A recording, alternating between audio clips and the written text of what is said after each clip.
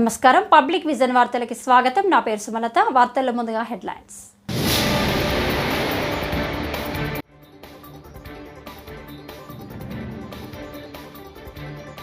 ముంబై దాడి నిందితుడిని అప్పగింతకు ట్రంప్ అంగీకారం.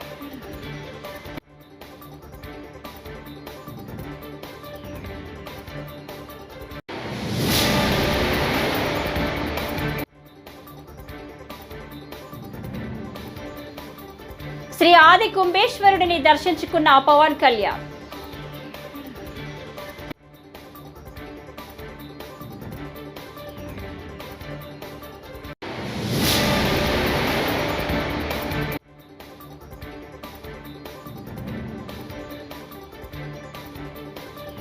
బౌన్సర్లు భయభ్రాంతులకు గురి చేస్తున్నారు. మంచు మనోజ్.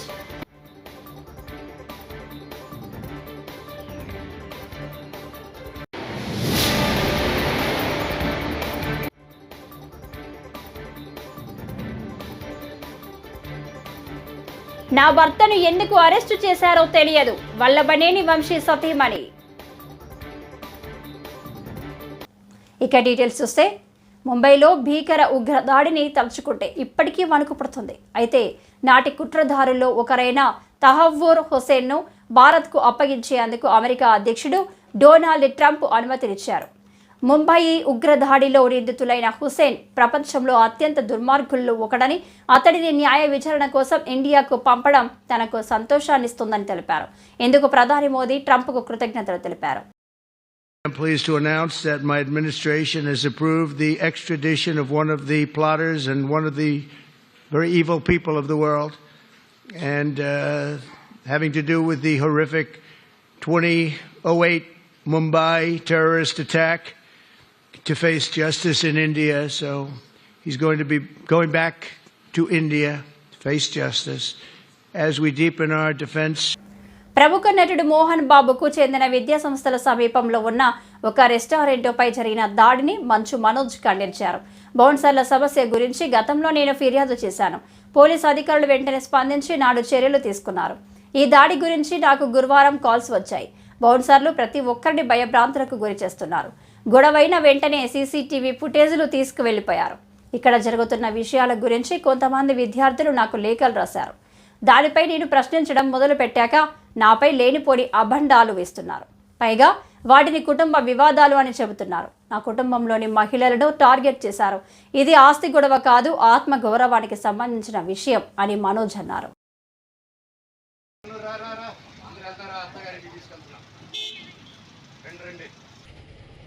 నిన్న నేను రాయచోటికి వెళ్ళడం జరిగింది. నిన్న వాళ్ళు మూవీ ఫంక్షన్కి నన్ను పిలిస్తే నేను తప్పకుండా వస్తానని చెప్పి రాయచోటికి వెళ్ళడం జరిగింది. వెళ్ళి ఆ రోజంతా నేనంతా అక్కడ టైం స్పెండ్ చేసి ఈవినింగ్ ఫంక్షన్ చూసుకొని అక్కడ ఆ ఫంక్షన్లో కూడా నేను మాట్లాడడం జరిగింది. తొక్కుదామని చూస్తున్నారని. ఎందుకురా వీడు ఆడియో ఫంక్షన్కి వచ్చి ఇది మామీని ఒక ట్రైలర్ టీజర్ లాంచ్కి వచ్చి ఒక మంచి మూవీ ఫంక్షన్కి వచ్చి ఎందుకు ఇది అన్నాడు.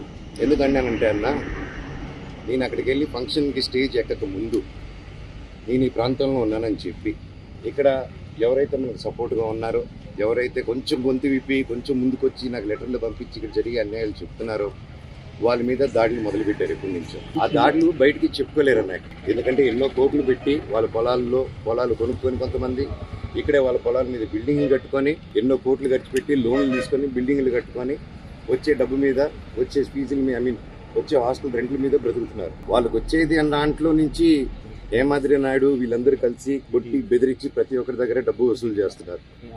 పర్ స్టూడెంట్కి ఇంత అని చెప్పి ఈ కంప్లైంట్స్ నాకు వచ్చింది.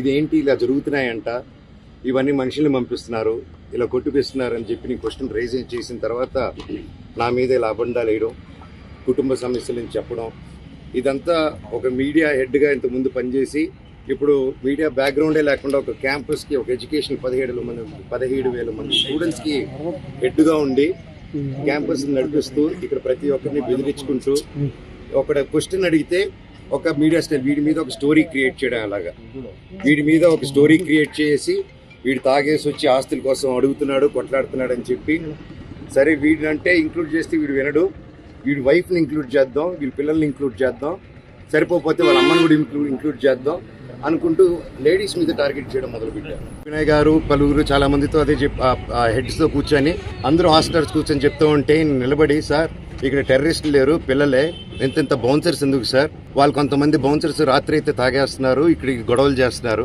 దయచేసి వాళ్ళతో ఇవి అవుతుంది, ప్రొఫెషనల్ సెక్యూరిటీ గార్డ్స్ని పెట్టండి సార్, ప్రొఫెషనల్ ఆర్మీ వాళ్ళని పెట్టండి సార్, ఆల్రెడీ ఆర్మీ వాళ్ళు కొంతమంది ఉన్నారు, ఇంకా పూర్తిగా వాళ్ళని పెట్టి డిసిప్లైన్గా ఏ అలవాట్లు నేను వాళ్ళని సెలెక్ట్ చేసి పెట్టాలి, ఇంతమంది స్టూడెంట్స్ ఉన్నాం. మేము ఫస్ట్ నుంచి ఒకటే చెప్తున్నాం, మా ఏరియాలో ప్రతి ఒక్కరిని భయాంతులతో గురి చేస్తున్నారు. సో మళ్ళీ చెప్తున్నాను, ఇక్కడ వీళ్ళని ప్రతి ఒక్కరిని ఇప్పుడు ఈరోజు కొట్టు మూసుకొని పారిపోయాడు, వీరు నోటీస్ చేస్తే నేను గొడవ అయిన వెంటనే సీసీటీవీలు లాక్కొని వెళ్ళడం, హైదరాబాద్లో కూడా నా ఇంట్లో నుంచి సీసీటీవీలు లాక్కొని వెళ్ళడం, ఎక్కడే గొడవ జరిగినా సీసీటీవీలు లాక్కున్నా. సో ఇది ఆనవాయితీ అయిపోయింది. దయచేసి నేను రిక్వెస్ట్ చేస్తున్నాను, ఎమ్మెల్యే గారిని కూడా నేను ట్రై చేశాను, సార్ నాని గారు మీకు నమస్కారం, ఇక్కడ ప్రజలందరికీ మీ సపోర్ట్ కావాలి sir, we are doing a good governance, ఇక్కడ మన వాళ్ళకి ప్రతి ఒక్కరికి సేఫ్టీ కలిగండి సార్, ప్రతి ఒక్కరికి మీరు ధైర్యం ఇవ్వండి. లాస్ట్ 3-4 yearsగా అసలు ఎలా ఉందంటే 3 years బ్యాక్లో లేదండి, ఎప్పుడు నాన్నగారు ఇది చూసుకున్నంత కాలం. దక్షిణాది పుణ్యక్షేత్ర యాత్రలో భాగంగా AP deputy CM Pawan Kalyan తమిళనాడులో కుంభకోణంలోని శ్రీ ఆది కుంభేశ్వరుడిని దర్శించుకున్నారు. ఆలయ సాంప్రదాయం మేరకు పవన్ కళ్యాణ్ ఆది వినాయకుడిని మొదట అర్చించారు. అనంతరం శ్రీ ఆది కుంభేశ్వరుడినికి ప్రత్యేక పూజలు నిర్వహించారు. అర్చకులు ఆయనకు స్వామివారి తీర్థ ప్రసాదాలు అందజేశారు. పవన్తో ఆయన తనయుడు అఖీరానందన్, తీతీదే బోర్డు సభ్యులు ఆనంద్ సాయి ఉన్నారు. కుంభకోణంలో సందర్శనకు విచ్చేసిన పవన్ కళ్యాణ్కు భాజపా తమిళనాడు శ్రేణులు ఘన స్వాగతం పలికారు. పూలమాలలు, శాలువాలతో భాజపా నాయకులు పవన్ను సత్కరించారు. తనను చూసేందుకు వచ్చిన తెలుగు విద్యార్థులకు పవన్ సెల్ఫీ ఇచ్చి ఉత్సాహపరిచారు.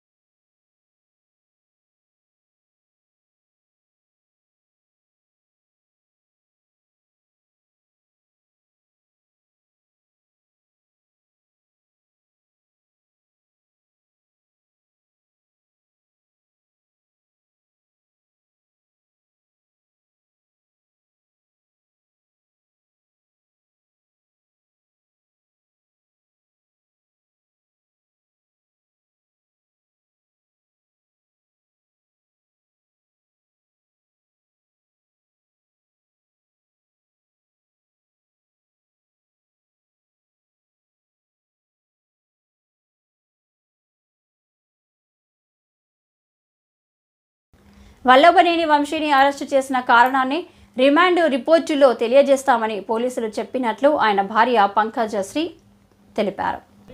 తన భర్తను పోలీసులు ఎందుకు అరెస్టు చేశారో తెలియదన్నారు. పోలీసులను అడిగినా అరెస్టుకు కారణం చెప్పడం లేదన్నారు. తనకు ఇచ్చిన నోటీసుల్లోనూ ఎందుకు అరెస్టు చేస్తున్నారో చెప్పలేదని తెలిపారు. పోలీస్ స్టేషన్లో తన భర్తను కలిశానని, ఆయన ఆరోగ్యంగానే ఉన్నారని చెప్పారు. Notice only sections mentioned, not the grounds of arrest and what cause he was arrested. అవన్నీ ఏం లేవు. ఇప్పుడు అడిగాం కదా, అడిగితే వాళ్ళు ఇంకా ఇవ్వలేదు. అన్ని ఒకటేసారి ఇస్తాము రిమాండ్కి తీసుకెళ్ళినప్పుడు అని they are telling. Further proceedings ఉంటాయి. అందుకే కదా మేము అడిగాము కానీ ఇవ్వలేదు. అందుకే లాయర్ని కూడా పంపించమంటే ఆయన కూడా అదే అడిగారు. ఇంతసేపు దానికోసమే కూర్చున్నాం. ఏం చెప్పారు మరి? We're not going to give now. రిమాండ్కి తీసుకెళ్ళినప్పుడు అన్ని పేపర్స్ ఒకటేసారి we're going to give. Then how are you going to prepare? మేము ఎలా ప్రిపేర్ అవ్వాలి? That's what we asked. ఏం చేయాలనుకుంటున్నారు? వాళ్ళు ఎఫ్ఐఆర్ ఇస్తేనే కదా మేము ఏమైనా చేయగలం. అంటే గ్రౌండ్ రీజన్స్ ఎందుకు అరెస్ట్ చేశారు అనేది ఇంకా దే ఆర్ నాట్ రివీలింగ్ కదా. మాట్లాడారు బాగా. As of now is fine. అంటే మీరు లీగల్ ప్రొసీడింగ్ పోవడానికి ఫర్దర్గా మీకు ఇప్పుడు without FIR you can't go. We can't go. So అటువంటి సందర్భంలో అదే మనం చెప్తాం అక్కడ. We can't tell anything. మీరు మేజిస్ట్రేట్ ముందు మీరు చెప్పే అవకాశం ఉంటుందని అనుకుంటున్నారా? ఆయన చెప్తారు, ఇంకా మనకి ఎట్లా అవకాశం ఉంటుంది? ఇప్పుడు మనకి ఎఫ్ఐఆర్ ఇవ్వనప్పుడు, సర్వ్ చేయనప్పుడు, బట్ మన చేతులు ఏముండదు కదా. We can't proceed further. Everything ఏం అర్థం అవ్వట్లేదు. ఏపీలో టూరిజం ఐలాండ్ల అభివృద్ధికి సీఎం చంద్రబాబు కీలక నిర్ణయం తీసుకున్నారు. గురువారం అమరావతిలోని ఏపీ సచివాలయంలో పర్యాటక శాఖపై సీఎం చంద్రబాబు సమీక్ష నిర్వహించారు. పర్యాటక అభివృద్ధికి స్పష్టమైన కార్యాచరణ సిద్ధం చేయాలని అధికారులను ఆదేశించారు. పర్యాటక రంగంలో 20% వృద్ధి రేటు ఉండాలని అధికారులకు సీఎం సూచించారు. యువతకు ఉపాధి కల్పించే దిశగా చర్యలు తీసుకోవాలని సీఎం చంద్రబాబు ఆదేశాలు ఇచ్చారు.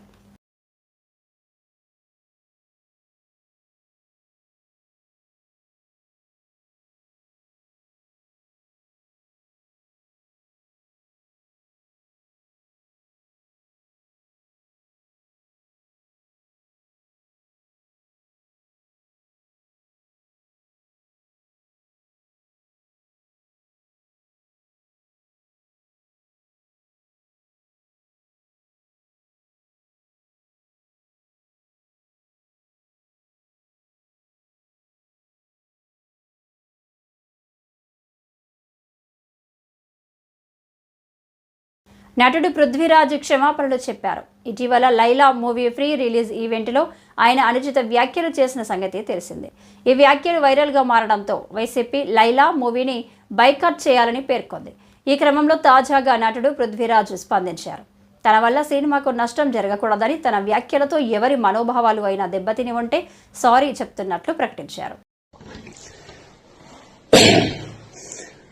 అందరికీ నమస్కారం అండి. నేను వీడియో పెట్టా, మా వీరశంకర్ గారి అన్నయ్య గారి మాట విని నేను వీడియో పెట్టాను. ఆ వీడియో కూడా సరిపోదంట. సో సినిమా నటుడుగా, ఒక కమెడియన్గా వెస్ట్ ఈస్ట్లో పుట్టాం పెరిగాం కాబట్టి మాకు వెటకారం అనేది మాకు వెనతో పెట్టిన విద్య. సో వ్యక్తిగతంగా నాకు ఎవరి మీద ఎటువంటి ద్వేషం లేదు.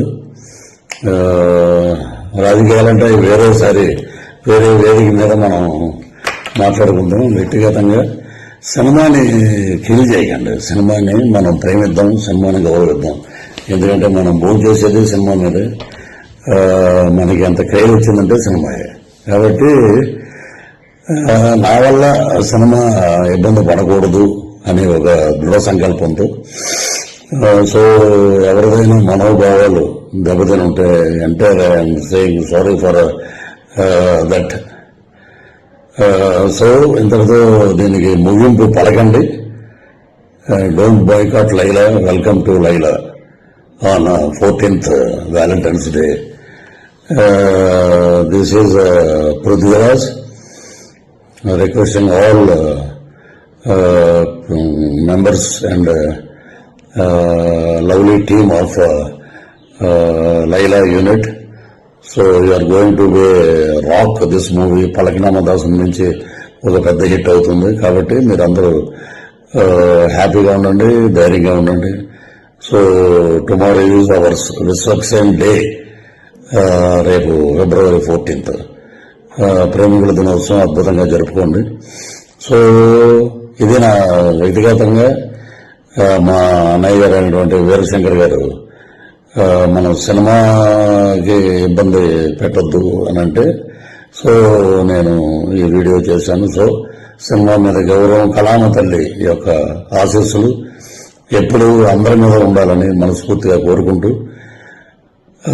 ఇంతటితోటి ఈ వివాదానికి ఫుల్ స్టాప్ పెడతా ఉన్నాం. వన్ మోర్ థింగ్ ఏంటంటే, ఇప్పుడు సరే సినిమాకి ఇలాగా దెబ్బ తగులుతుంది, సో దానివల్ల నేను ఇలా చెప్పటం అనేది తప్పేం కాదు. సో వదిలేద్దాం. All the best for Laila team. And ఏ రోజు కూడా పేర్లు పెట్టి ఒక అతను నన్ను చాలా నీచంగా మాట్లాడాడు. ఎందుకంటే అతను స్థాయి అది, అతను వ్యక్తిత్వం అది. నా తల్లి గురించి మాట్లాడే నీ చెప్పు ఇంకా బూతులు మాట్లాడాల్సి వస్తుంది. నిన్న కూడా నేను చెప్పాను, తల్లి మీద ఎవడైనా ఎటువంటి దరిద్రుడైనా తల్లిని తిడితే మటుకు ఎవరి నోటంటే బూతులు తప్ప మంచి మాటలు రావు. సో నిన్న నేను ఒక ఇంటర్వ్యూలో చెప్పాను, అవి కూడా నేను వెనక్కి తీసుకుంటున్నాను. That is Prithviraj. వంశీ అరెస్టును భూతద్దంలో చూడాల్సిన పని లేదు. కక్షపూరితంగా అరెస్టు చేయాలనుకుంటే అధికారంలోకి రాగానే చేసేవాళ్లమని అచ్చెన్నాయుడు శుక్రవారం విజయవాడ కార్యాలయంలో మీడియాతో ఆయన మాట్లాడారు. దాడికి ప్రతిదాడి అనేది మా విధానం కాదు. అలాగని తప్పు చేస్తే చూస్తూ ఊరుకునే ప్రభుత్వం కూడా కాదు. చట్ట ప్రకారం తప్పు చేసిన ప్రతి ఒక్కరిని శిక్షిస్తాం అని మండిపడ్డారు. కంప్లీట్ అయింది. మా కోపము కక్ష వెంటనే మేము దాడికి ప్రతిదాడి చెయ్యాలంటే 8 మాసాల సమయం మాకు అవసరం లేదు. మేము ఒక డెసిషన్ తీసుకున్నాం. చంద్రబాబు నాయుడు గారి ఆధ్వర్యంలో ఎన్డీఏ ప్రభుత్వం దాడికి ప్రతి దాడి అనేది రాజకీయాల్లో మంచిది కాదు. లాస్ట్ 5 years ఇలాగే చేసి రాష్ట్రం తీవ్రమైనటువంటి నష్టాల్లోకి వెళ్ళిపోయింది. ఈ 8 మాసాల్లో మేము ఈ చెవులు ఆ చెవుల్లో దూది పెట్టుకున్నాం. మా కార్యకర్తలు తిట్టినటువంటి తిట్లకి మనం అధికారంలోకి వచ్చాం. 5 సంవత్సరాలు నరకం పడ్డాం. ఊచకోత కోశారు. మీరు అధికారంలోకి వచ్చి ఏం చేస్తున్నారని మమ్మల్ని కార్యకర్తలు బూతులు తిట్టినా, సోషల్ మీడియాలో తిట్టినా సరే దాడికి ప్రతి దాడి అనేది మంచి విధానం కాదు. అలాగని చెప్పి చేతకాని ప్రభుత్వం కూడా కాదు, చేతులు కట్టుకుని ఉండం. గత 5 సంవత్సరాల్లో జరిగిన ప్రతి సంఘటన మీద స్పష్టంగా ఎంక్వైరీ చేసి వాస్తవాలన్నీ కూడా తెలుసుకొని ఎవడు తప్పు చేసినా సరే విడిచిపెట్టే ప్రశ్న ఉండదని ముఖ్యమంత్రి గారు స్పష్టంగా చెప్పారు. అదే జరుగుతుంది. కానీ కక్ష సాధింపు చర్యగా మేమేది చేయడానికి ఇష్టపడం, భవిష్యత్తులో కూడా ఉండదు. కానీ తప్పు చేసిన వాడు తాత్కాలికంగా తప్పించుకొని తిరగొచ్చు తప్ప ఏదైనా ఒక రోజు చట్టానికి లోబడి శిక్ష అర్హుడవుతాడు. ఈ రోజు కూడా అదే జరిగింది. నరసరావుపేట మండలంలోని ములకలూరు గ్రామం వద్ద రియల్ ఎస్టేట్లో ఫ్లాట్లు కొని మోసపోయిన బాధితులకు న్యాయం చేయాలని గురువారం ప్రజా సంఘాల నాయకులు అన్నారు. పీడీఎం నాయకులు రామారావు వెంకటేశ్వరరావు మాట్లాడారు. పంట కాలువలను ఎన్ఎస్పి కాలువలను కలిపి వెంచర్ వేశారన్నారు. రియల్ ఎస్టేట్తో పాటు చిట్ ఫండ్ కంపెనీ నిర్వహించి 100 కోట్లు మధ్యతరగతి ప్రజల వద్ద వసూలు చేశారన్నారు. వారికి న్యాయం జరిగే వరకు పోరాటం చేస్తామన్నారు. ఇటీవల నరసరావుపేట పట్టణంలో సాచాదన చిట్ ఫండ్ ఎండి పుల్లారావు, అదేవిధంగా అతనికి చేదుడు వాదుడుగా పుల్లారావు చేసే అవినీతి పనుల్లో కూడా కుడిభుజంగా ఉన్న గుండా సాంబశివరావు, అదేవిధంగా ఆయన కుమారుడు కూడా ఈ కేసుల్లో ఉన్నారని మాకు తెలిసింది. మేము ఒకటే తెలియజేస్తున్నాం, ఇది పుల్లారావు గాని గుండా సాంబశివరావు గాని ఇక్కడ ఉన్న సత్రంపల్లి రోడ్లో ఉన్న వెంచర్లని మరి ఇక్కడ బ్యాంకుల్లో తాకట్టు పెట్టి లోన్ తీసుకున్నట్టు తెలిసింది.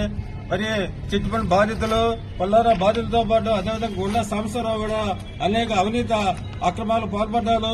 ఈ బాధితులందరూ కూడా కలిసికట్టుగా మీకు న్యాయం జరిగే వరకు కూడా మరి రోడ్డు మీదకి వచ్చి ఆందోళన చేయాలని, మీరు రాజకీయ నాయకులు నమ్ముకోకుండా మరి ప్రజా సంఘాలు అదేవిధంగా వామపక్ష పార్టీలతో కూడా మాట్లాడి మీరు పెద్ద ఎత్తున వాళ్ళ అక్రమాలకు మరి తెరదించాలని తెలియజేస్తూ మేము ఒకటే తెలియ పోలీసులకి, పోలీసు అధికారులారా మీరు న్యాయంగా పనిచేస్తే మరి గుండా సాంబశివరావు అనే వాళ్ళ కొడుకుని, అదేవిధంగా కన్నెమళ్ళని ఇంకొక అతను ఉన్నాడు, వీళ్ళకి 3వ యాక్టర్ ఏదో నాటకంలో ఉన్నట్టుగా 3వ యాక్టర్ గా ఉన్నాడు.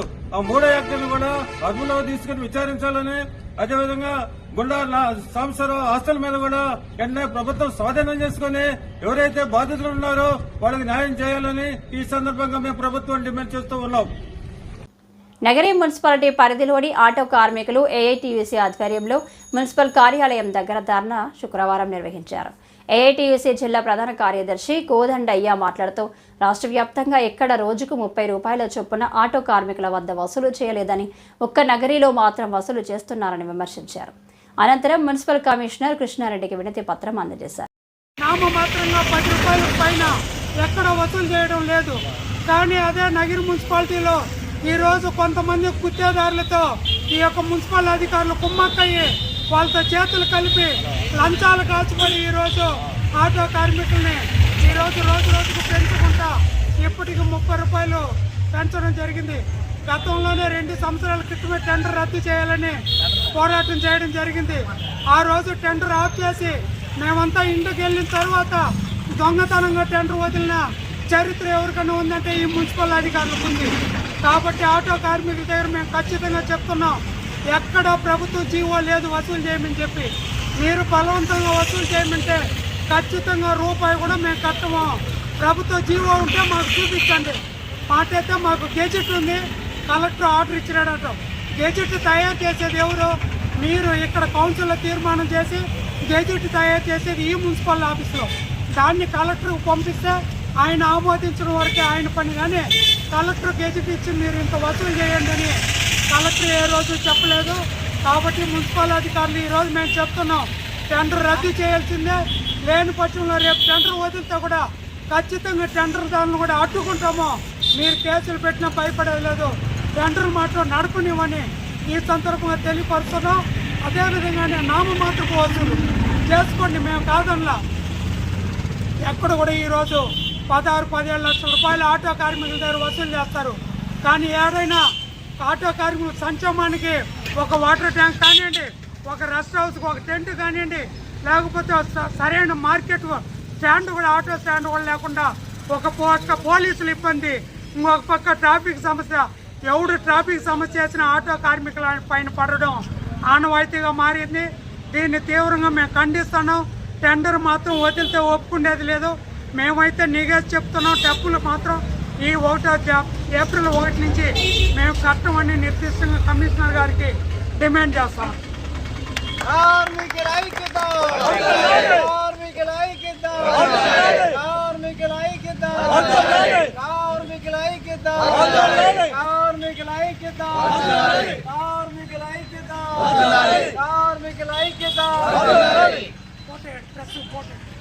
ఆటో కార్మికుల ఐక్యత, ఆటో పైన రుసుముల వెంటనే, ఆటో పైన రుసుముల వెంటనే, ఆటో పైన రుసుముల వెంటనే.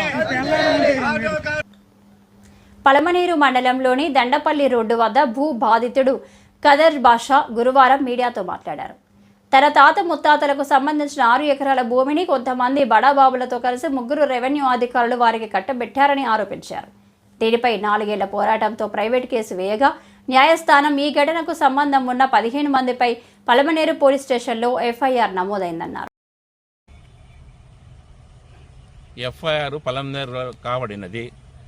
3 రెవెన్యూ అధికారులు కుప్పస్వామి, తహసీల్దార్, ఆర్ఐ సూర్యప్రకాశ్రావు, విఆర్ఓ హనుమంతురావు, వీరిపైన మరి 12 మంది బడాబాబులు, పలమనేరు నివాసులు, కొత్తపేట నివాసులు నా భూములు 6 ఎకరాల 94 సెంట్లు ఆక్రమించుకొని అధికారులకు కుమ్మక్కై రెవెన్యూ అధికారులతో తప్పుడు రికార్డులు సృష్టించి బిల్డింగులు కట్టుచున్నారు. వీరిపై కూడా తొందరలో బడాబాబుల పేర్లు కూడా పేపర్లో తొందరలో వినియోగించుకుంటే చెప్పగలను. పోలీస్ స్టేషన్లో అయినది. ఇది కాకుండా బడాబాబులు 12 మంది పైన పలమనేరు పోలీస్ స్టేషన్లో ఎఫ్ఐఆర్ చేయబడినది. బడాబాబు సాములు వారి పేర్లు కూడా తొందరలో బయట పెట్టగలను. ఇట్లు నా భూమిని నా 1B పాస్బుక్ తీసేయాలని అధికారులను వేడుకుంటున్నాను. తక్కువ ఉష్ణోగ్రతల వల్ల బర్డ్ ఫ్లూ ప్రబలుతుందని, ఉభయ గోదావరి జిల్లాల్లో ఎక్కువగా ఈ కేసులు నమోదయ్యాయని SV veterinary university in-charge registrar CH Latha అన్నారు. గురువారం తిరుపతిలో మీడియా సమావేశంలో ఆమె మాట్లాడుతూ విదేశాల నుంచి వచ్చే వలస పక్షుల వల్ల ఈ వ్యాధి సోకుతుందన్నారు. ఉష్ణోగ్రత పెరిగితే ఈ వ్యాధి లక్షణాలు తగ్గుముఖం పడతాయని వెల్లడించారు. ఉడికించిన మాంసం, గుడ్లు తినొచ్చని ఆమె తెలిపారు. మన రాష్ట్రంలో ఈ మధ్యకాలంలో కోళ్లల్లో మరణాల శాతం బర్డ్ ఫ్లూ మూలన అధికంగా ఉంటుంది. ఇది మీ అందరికీ తెలిసిందే. ముఖ్యంగా గోదావరి జిల్లా, ఈస్ట్ గోదావరి, వెస్ట్ గోదావరి జిల్లాల్లో జరిగింది ఇది. ఈ బర్డ్ ఫ్లూ అంటే ఏంటి, దీని అవగాహన కల్పించటానికి చాలామందిలో ప్రజల్లో భయాందోళనలు ఏర్పడింది ఈ మరణాల శాతం వలన. అసలు కోడిగుడ్లు తినవచ్చా, మీట్ తినవచ్చా, చికెన్ మీట్ అనేది, ఈ సంశయాలన్నిటినీ మేము దానికి ఆన్సర్స్ ఇవ్వటానికి, ఆ భయాందోళనల్ని తొలగించడానికి ఈ ప్రెస్ మీట్ అరేంజ్ చేయటమైంది. ఈ బర్డ్ ఫ్లూ అనేది ఏవియన్ ఇన్ఫ్లుయెంజా వైరస్ మూలన సోకుతుంది. ఎస్పెషల్లీ శీతాకాలంలో తక్కువ ఉష్ణోగ్రత ఉన్నప్పుడు ఈ వ్యాధి ఎక్కువగా ప్రబలుతుంది. సో ఇది H5N1 అనే వైరస్ ద్వారా జరుగుతుంది. ఎక్కువగా శ్వాసకోశ సంబంధించిన వ్యాధి ఇది. సో ఈ వ్యాధి సోకినప్పుడు జనరల్గా ముందు ఏంటంటే ఈ వ్యాధి ఎలా సంక్రమిస్తుంది అని అడిగితే, ఈ వ్యాధి ముఖ్యంగా మనకి వాటర్ ఫౌల్స్ అండ్ వలస వచ్చే పక్షుల ద్వారా ఈ వ్యాధి స్ప్రెడ్ అవుతుంది.